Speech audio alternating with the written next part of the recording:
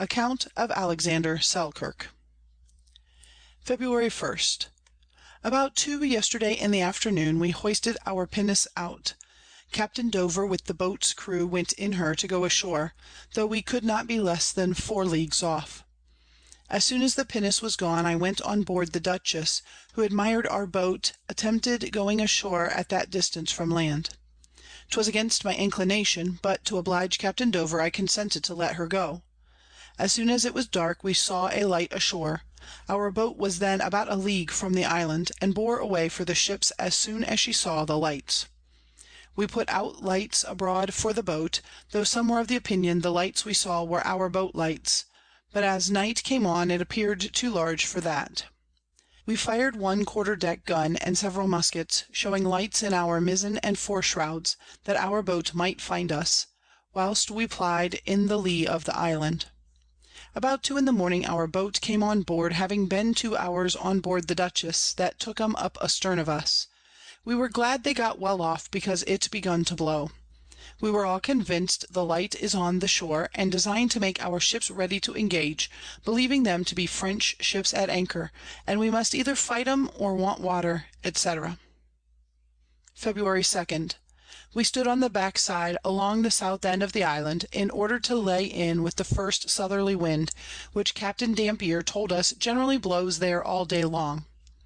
In the morning, being past the island, we tacked to lay it in close aboard the land, and about 10 o'clock opened the south end of the island, and ran close aboard the land that begins to make the northeast side.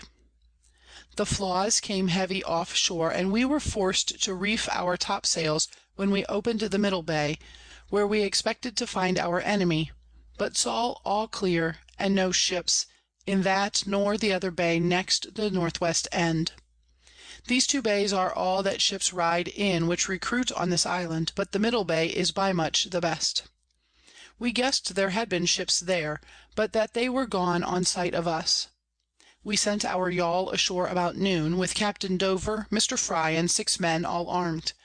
Meanwhile we and the Dutchess kept turning to get in, and such heavy flaws came off the land, that we were forced to let fly our topsail sheet, keeping all hands to stand by our sails, for fear of the wind's carrying 'em away.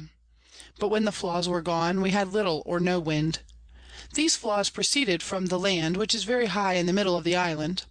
Our boat did not return, so we sent our pinnace with the men armed to see what was the occasion of the yawl's stay, for we were afraid that the Spaniards had a garrison there, and might have seized 'em.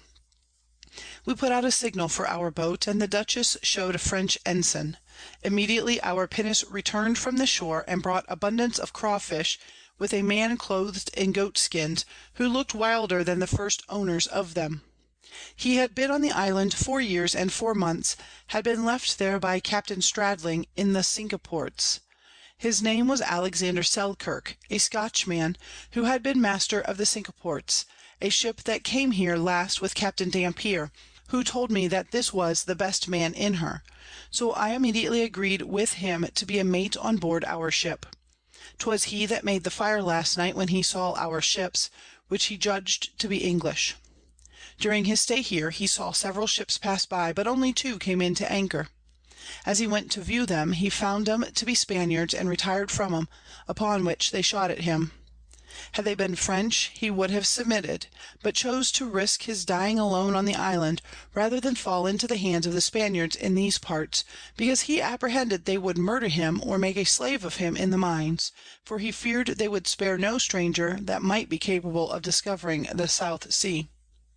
The Spaniards had landed before he knew what they were, and they came so near him that he had much ado to escape, for they not only shot at him, but pursued him into the woods, where he climbed to the top of a tree, at the foot of which they made water, and killed several goats just by, but went off again without discovering him. He told us that he was born at Largo in the county of Fife in Scotland, and was bred a sailor from his youth. The reason of his being left here was a difference betwixt him and his captain, which, together with the ships being leaky, made him willing rather to stay here than go along with him at first, and when he was at last willing, the captain would not receive him. He had been in the island before to wood and water, when 2 of the ship's company were left upon it for 6 months till the ship returned, being chased thence by 2 French South Sea ships. He had with him his clothes and bedding, with a firelock, some powder, bullets, and tobacco, a hatchet, a knife, a kettle, a Bible, some practical pieces, and his mathematical instruments and books. He diverted and provided for himself as well as he could, but for the first 8 months had much ado to bear up against melancholy and the terror of being left alone in such a desolate place. He built 2 huts with the pimento trees, covered them with long grass, and lined them with the skins of goats, which he killed with his gun as he wanted, so long as his powder lasted, which was but a pound. And that, being near spent, he got fire by rubbing 2 sticks of pimento wood together upon his knee. In the lesser hut, at some distance from the other, he dressed his victuals, and in the larger he slept, and employed himself in reading, singing psalms, and praying, so that he said he was a better Christian while in this solitude than ever he was before, or than he was afraid he should ever be again. At first he never eat anything till hunger constrained him, partly for grief and partly for want of bread and salt. Nor did he go to bed till he could watch no longer.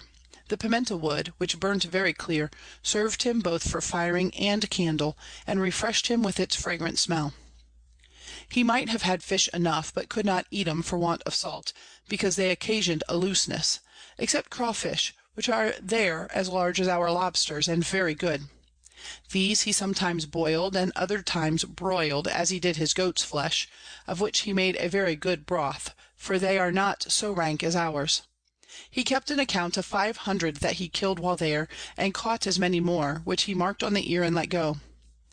When his powder failed, he took them by speed of foot, for his way of living and continual exercise of walking and running cleared him of all gross humours, so that he ran with wonderful swiftness through the woods and up the rocks and hills, as we perceived when we employed him to catch goats for us.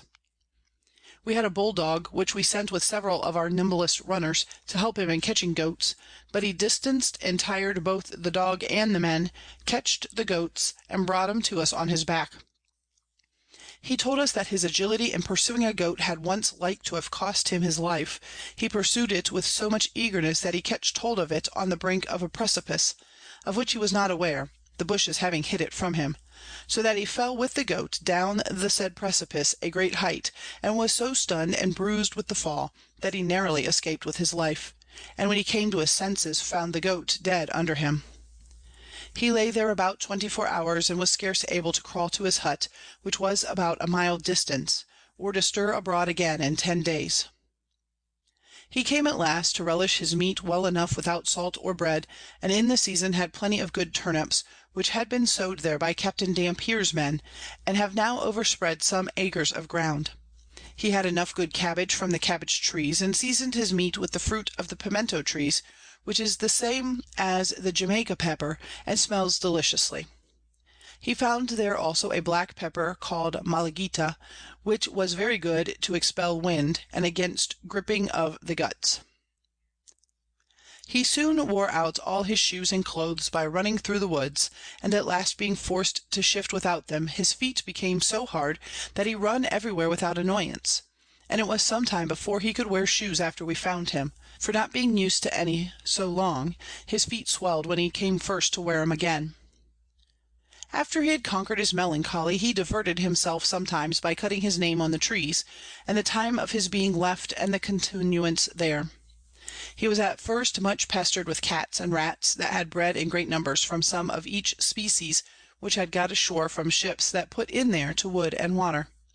The rats gnawed his feet and clothes while asleep, which obliged him to cherish the cats with his goat's flesh, by which many of them became so tame that they would lie about him in hundreds, and soon delivered him from the rats. He likewise tamed some kids, and, to divert himself, would now and then sing and dance with them and his cats, so that by the care of Providence and vigour of his youth, being now but about 30 years old, he came at last to conquer all the inconveniences of his solitude, and to be very easy. When his clothes wore out, he made himself a coat and cap of goat skins, which he stitched together with little thongs of the same, that he cut with his knife. He had no other needle but a nail, and when his knife was wore to the back, he made others as well as he could of some iron hoops that were left ashore, which he beat thin and grounded upon stones. Having some linen cloth by him, he sewed himself shirts with a nail and stitched 'em with the worsted of his old stockings, which he pulled out on purpose. He had his last shirt on when we found him in the island. At his first coming on board us, he had so much forgot his language for the want of use, that we could scarce understand him, for he seemed to speak his words by halves. We offered him a dram, but he would not touch it, having drank nothing but water since his being there, and 'twas some time before he could relish our victuals. He could give us an account of no other product of the island than what we have mentioned, except small black plums, which are very good, but hard to come at, the trees which bear 'em growing on high mountains and rocks. Pimento trees are plenty here, and we saw some of 60 foot high, and about 2 yards thick, and cotton trees higher, and near 4 fathom round in the stock. The climate is so good that the trees and grass are verdant all the year.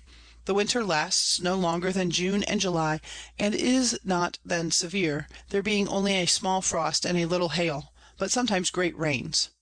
The heat of the summer is equally moderate, and there's not much thunder or tempestuous weather of any sort. He saw no venomous or savage creature on the island, nor any other sort of beast but goats, &c., as above mentioned. The first of which had been put ashore here on purpose for a breed by Juan Fernando, a Spaniard, who settled there with some families for a time, till the continent of Chile began to submit to the Spaniards, which being more profitable, tempted them to quit this island, which is capable of maintaining a good number of people, and of being made so strong that they could not be easily dislodged.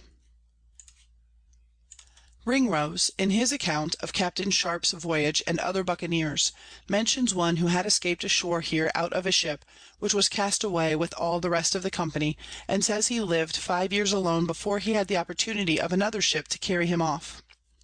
Captain Dampier talks of a Mosquito Indian that belonged to Captain Wattlin, who being a hunting in the woods when the captain left the island, lived here 3 years alone, and shifted much in the same manner as Mr. Selkirk did, till Captain Dampier came hither in 1684, and carried him off. The first that went ashore was one of his countrymen, and they saluted one another first by prostrating themselves by turns on the ground, and then embracing. But whatever there is in these stories, this of Mr. Selkirk I know to be true, and his behaviour afterwards gives me reason to believe the account he gave me how he spent his time, and bore up under such an affliction, in which nothing but the divine providence could have supported any man. By this one may see that solitude and retirement from the world is not such an unsufferable state of life as most men imagine, especially when people are fairly called, or thrown into it unavoidably, as this man was, who in all probability must otherwise have perished in the seas, the ship which left him being cast away not long after, and few of the company escaped. We may perceive by this story the truth of the maxim that necessity is the mother of invention, since he found means to supply his wants in a very natural manner, so as to maintain his life, though not so conveniently, yet as effectually, as we are able to do with the help of all our arts and society. It may likewise instruct us how much a plain and temperate way of living conduces to the health of the body and the vigour of the mind, both which we are apt to destroy by excess and plenty, especially of strong liquor, and the variety as well as the nature of our meat and drink. For this man, when he came to our ordinary method of diet and life, though he was sober enough, lost much of his strength and agility. But I must quit these reflections, which are more proper for a philosopher and divine than a mariner, and return to my own subject.